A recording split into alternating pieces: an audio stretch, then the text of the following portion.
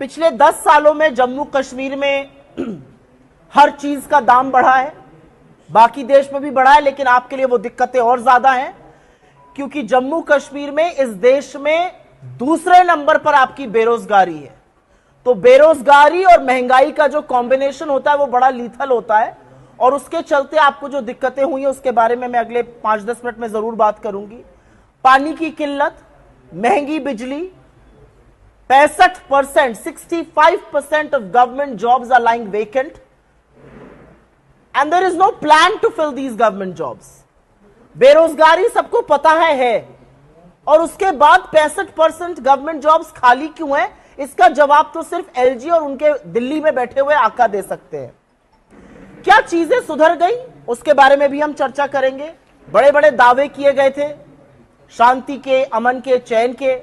यह अलग बात है कि जब 2024 का चुनाव आया तो जो शांति, अमन, चैन के बारे में अपनी ही डींगे हाँकते थे वो ना श्रीनगर लड़ने लायक थे, ना अनंतनाग राजौरी लड़ने लायक थे, ना बारामूला लड़ने लायक थे, तो वो सब रण छोड़ के भाग गए। The reality is that all of these people who were speaking about peace in the valley and in Jammu, they did not have the face to contest an election in Anantnag, Rajouri or Srinagar or Baramulla for that matter. The reality is that Jammu and Kashmir has reeled under high prices, rampant unemployment, rampant corruption, water shortage, very, very high electricity cost, huge electricity cuts. Even the private sector, if you look at the job creation by the private sector and the value addition, it is lower than levels of 2019. 2019 में private sector यहां पर निवेश ज्यादा कर रहा था और value addition ज्यादा कर रहा था। आज 65% सरकारी नौकरियां भी खाली हैं और प्राइवेट सेक्टर का निवेश और प्राइवेट सेक्टर का वैल्यू एडिशन भी निरंतर गिरता गया, आज 2019 के लेवल से नीचे है। स्कैम, ऐसा कौन सा सेक्टर है जिसमें स्कैम नहीं हुआ है?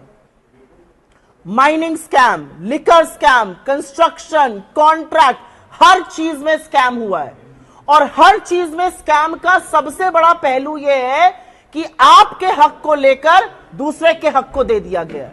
सबसे बड़ा पहलू यह है कि कॉन्ट्रैक्ट्स में यहां के लोगों का जो भागीदारी है, the participation of people in government contracts, the participation of people in mining, in liquor, in all of those things has gone down.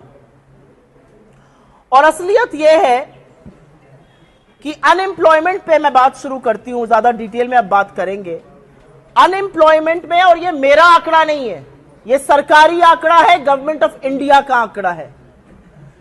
Jammu Kashmir का अनएम्प्लॉयमेंट बाकी देश के एवरेज अनएम्प्लॉयमेंट का डबल है। The unemployment in Jammu and Kashmir is twice that of the national average unemployment.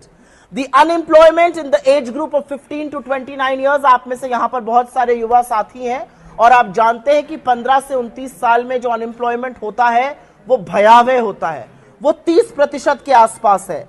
महिलाओं का unemployment, I see some women sitting here, there are 2 of us here on the stage.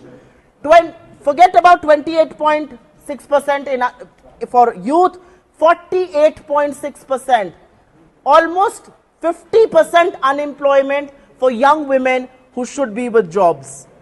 65% government पद जो मैंने आपको कहा वो खाली पड़े हुए हैं। 60,000 डेली वेज अर्नर्स आज भी 15 साल से 300 रुपए दिन का कमा रहे हैं और वो पब्लिक हेल्थ डिपार्टमेंट में, इंजीनियरिंग में है, वो पावर डेवलपमेंट में है, वो क्रूशल चीजों में है और ये संविदा कॉन्ट्रैक्ट की उनकी नौकरी चलती जा रही है।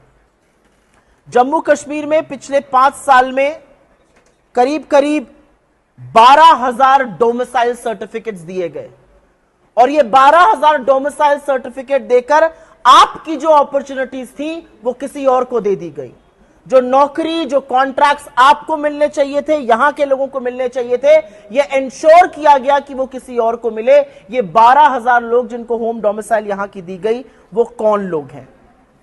करप्शन की बात करते हैं क्योंकि करप्शन की बात करनी जरूरी है। जैसा कि मैंने कहा, माइनिंग, लिकर, कंस्ट्रक्शन, और करप्शन के चार्जेस हमने नहीं लगाए हैं। करप्शन के चार्जेस यहां के पूर्व गवर्नर, जिनको इन्होंने अपॉइंट किया था बीजेपी ने, सत्यपाल मलिक ने करप्शन के चार्जेस लगाए और करप्शन के चार्जेस लगाने का उनको इनाम यह मिला कि उनके घर पर आज भी रेड होती है।